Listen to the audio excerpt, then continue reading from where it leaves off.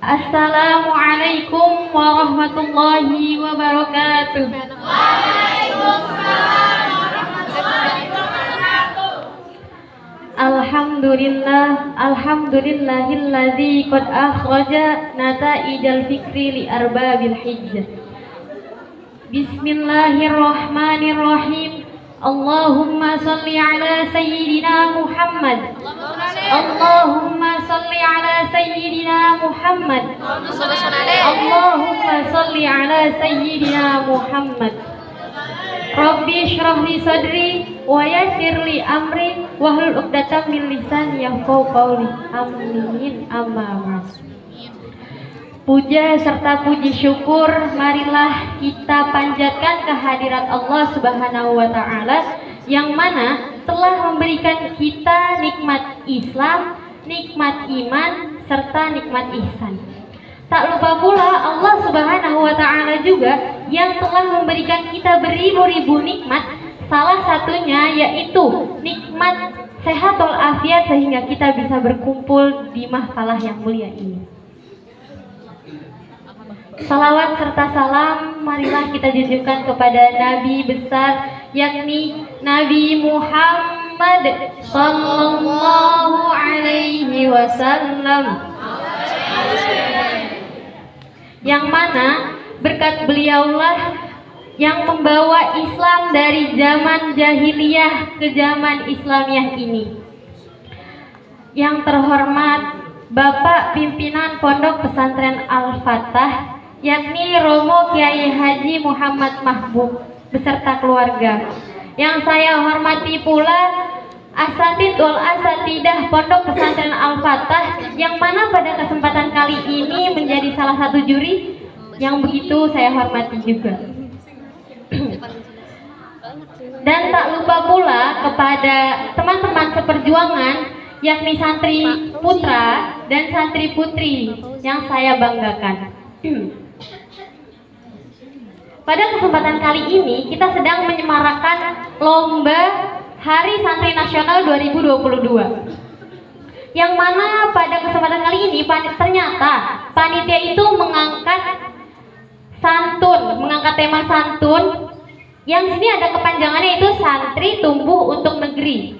Sama banget saya akan membahas tentang santun, tapi kita tidak sedang membahas santri tumbuh untuk negeri. Santun itu menurut KBBI bermakna baik dalam tingkah laku dan halus dalam berbahasa.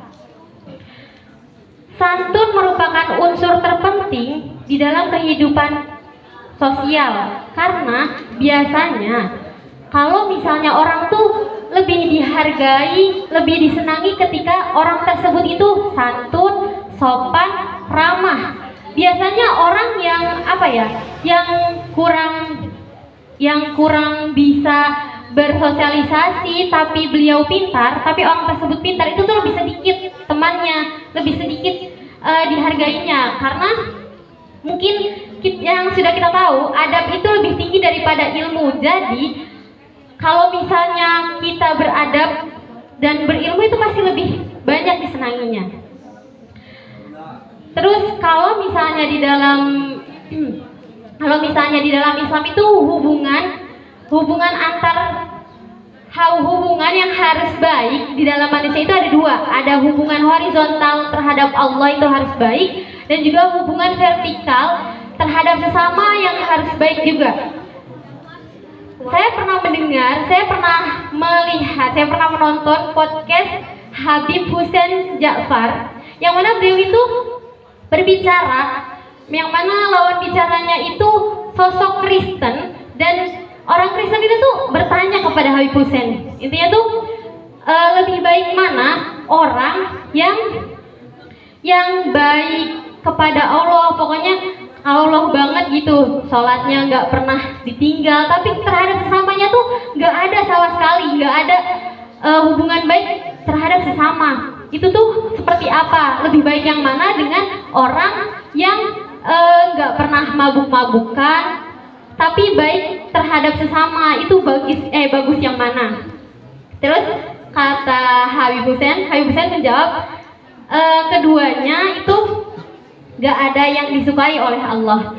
Yang mana kita itu hubungan vertikal dan horizontalnya itu harus sama. Jadi kalau misalnya kita ke Allah aja tapi kita nggak baik terhadap sesama, itu Allah tuh tidak suka. Harus sama ya guys. Terus di dalam surat Ad-Duha ayat 9 sampai 11, di mana Allah itu berfirman, A'udzu billahi minasyaitonir rajim. Bismillahirrahmanirrahim. Fa ammal yatima fala taqhar wa ammas sa'ila fala tanhar wa amma bi ni'mati rabbika fahaddits. Shadaqallahul azim. Yang mana pada ayat 9 dan ayat 10 itu menjelaskan larangan kita tidak boleh bersikap semena-mena terhadap anak yatim dan tidak boleh menghardik orang yang mengemis. Kan keduanya sama-sama manusia tuh. Jadi kita harus sama, tidak boleh karena mereka yatim, karena mereka orang miskin. Jadi kita harus menghardik, kita tidak menghargai, tidak perlu dihargai, itu kita tidak boleh. Terus di ayat yang ke-11 itu menjelaskan kita itu harus bersyukur atas apapun yang telah diberikan oleh Allah. Sebenarnya hubungan antar sesama manusia itu bisa ditarik dan dicontohkan dalam kehidupan kita sebagai santri.